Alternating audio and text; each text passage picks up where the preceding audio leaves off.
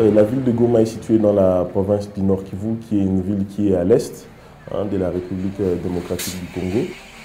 C'est une ville assez problématique qui est connue suite à différentes secousses qu'elle a connues.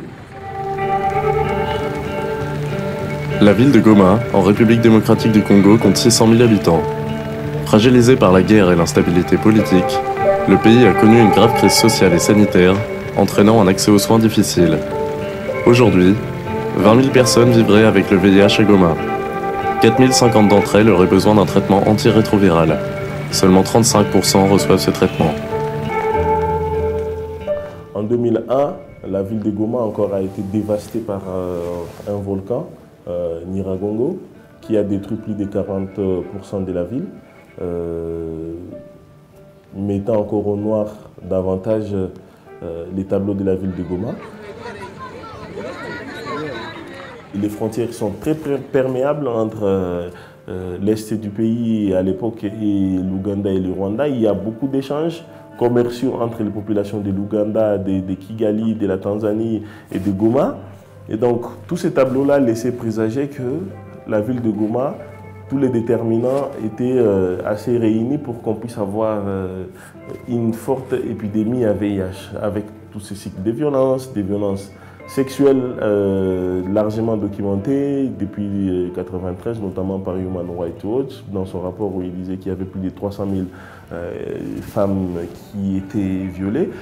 Donc c'est tous ces éléments-là qui ont fait en sorte que, et comme il n'y avait aucun dispositif, Médecins du Monde s'est dit bon, on essaie de faire un diagnostic de santé pour essayer d'analyser la problématique du VIH/SIDA dans cette zone. Et c'est ce qui a abouti à la mise en place de ces programmes. Aujourd'hui, on travaille avec une quinzaine d'ONG, notamment l'organisation FOSI, FOSI qui est la plateforme, qui est le porte-parole, qui est l'organe de coordination de l'ensemble de ces ONG. Nous avons 12 organisations aujourd'hui qui sont en train de bénéficier de financement Médecins du Monde France et chaque organisation a des cibles spécifiques. Donc nous avons essayé de diviser les organisations par axe en tenant compte bien sûr des cibles. Il y a des organisations qui s'occupent des jeunes, il y a des organisations qui s'occupent des femmes, il y a des organisations qui s'occupent des personnes vivant avec le VIH/SIDA, il y a des organisations qui s'occupent de toute catégorie de personnes et tous les 2 mois, nous avons un système de monitoring. C'est-à-dire toutes les organisations qui ont reçu le financement viennent tous comme maintenant dans une grande réunion comme celle-ci et les organisations doivent expliquer exactement ce qu'elles ont fait comme activité. Donc c'est une occasion d'échange d'expériences, les uns apprennent des autres et on essaie un peu d'améliorer nos performances dans cet échange d'expériences. On a un partenariat avec Univesida, une association de personnes, essentiellement des personnes vivant avec le VIH, mais aussi certaines personnes affectées par le VIH ont intégré cette association parce qu'on pense que les personnes vivant avec le VIH doivent être au centre de la lutte contre le VIH/SIDA. Univesida, c'est une association de personnes vivant avec le VIH, les personnes affectées et les femmes victimes de violences sexuelles. Nous aidons les PVV dans l'accompagnement psychosocial parce que beaucoup de personnes, s'ils sont atteintes du virus, ils ont peur, ils désespèrent. Mais ici, nous les sensibilisons pour les accompagner et comment vivre positivement. Chaque semaine, nous nous rassemblons pour faire l'échange d'expériences. C'est moi la fondatrice de cette association. Donc, je me suis mariée en 1995.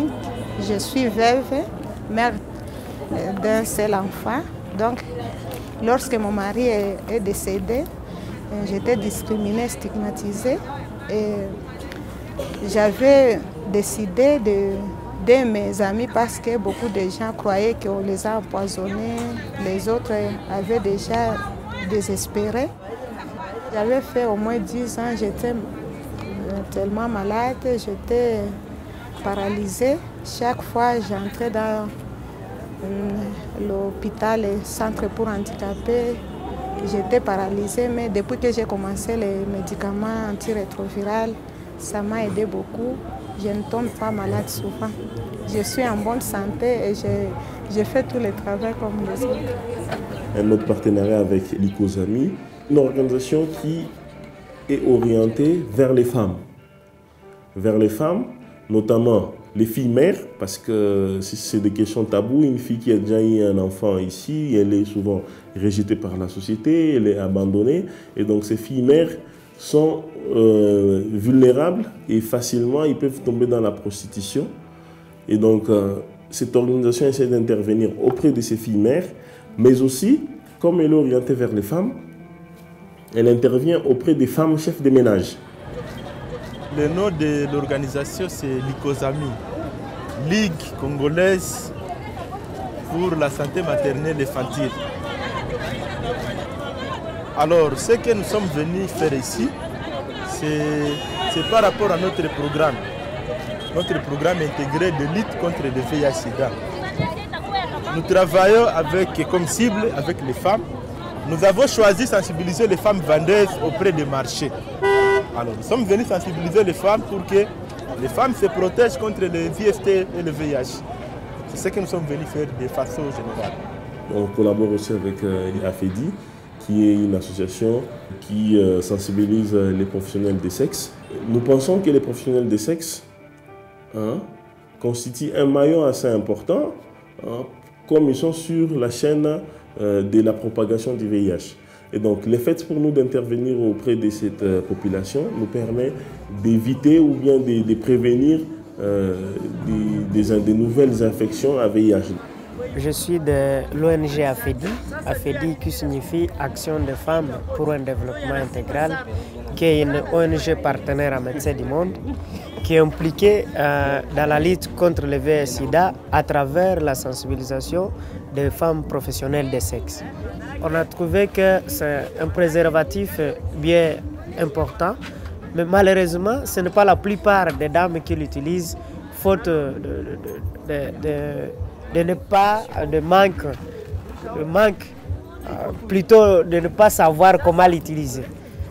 Et pour ce soir, on a parlé de l'utilisation du préservatif féminin, qui a été pour nous, on peut estimer que c'est une réussite, étant donné que Lynn vient de témoigner qu'elle vient d'apprendre beaucoup plus comment utiliser ce préservatif et les avantages qu'on venait de souligner par rapport à son utilisation par les professionnels de sexe.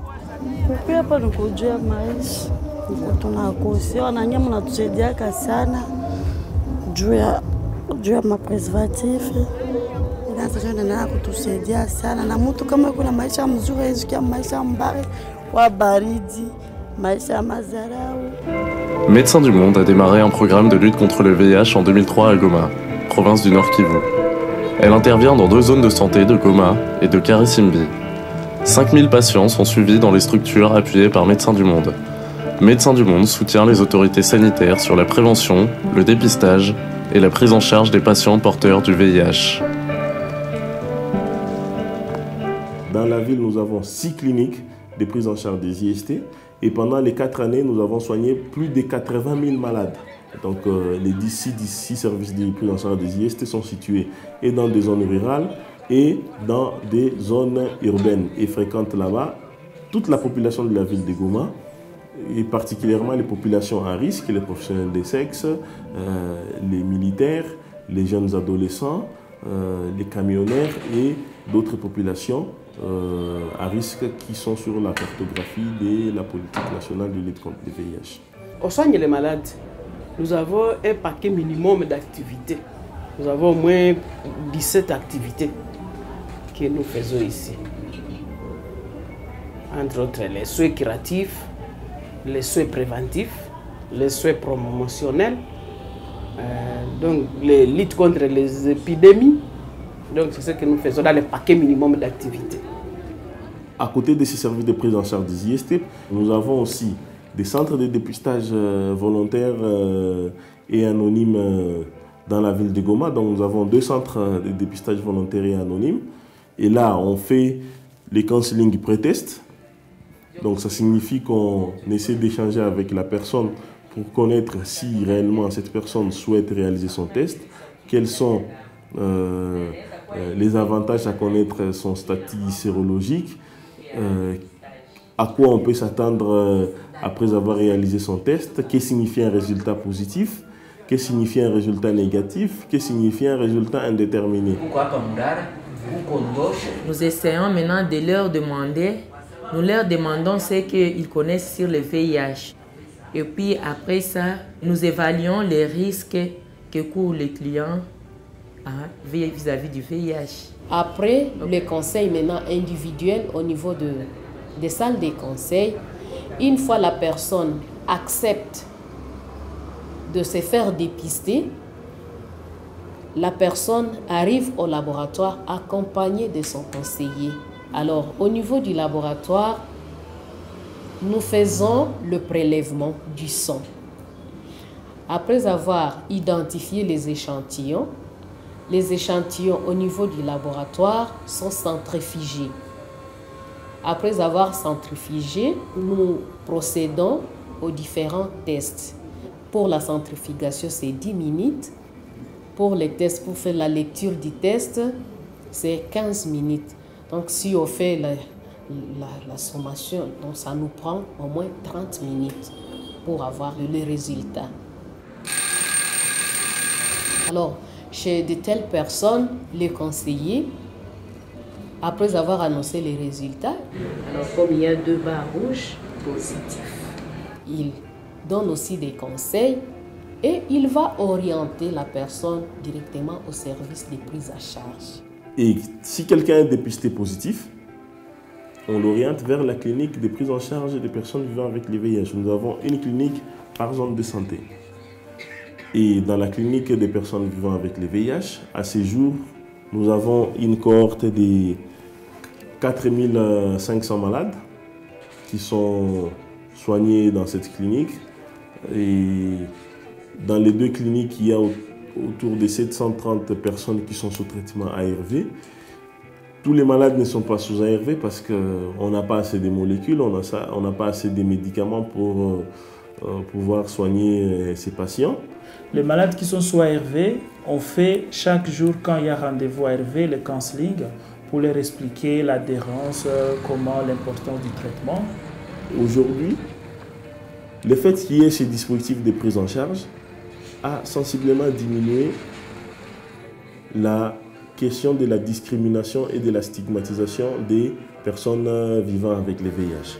Parce que ces personnes aujourd'hui peuvent être soignées, aujourd'hui bénéficient des ARV, ça signifie qu'ils peuvent vaquer normalement leurs occupations, il y a une diminution des épisodes de maladie, ils ne sont plus tous les jours malades, ils ne rentrent plus tout le temps en hospitalisation.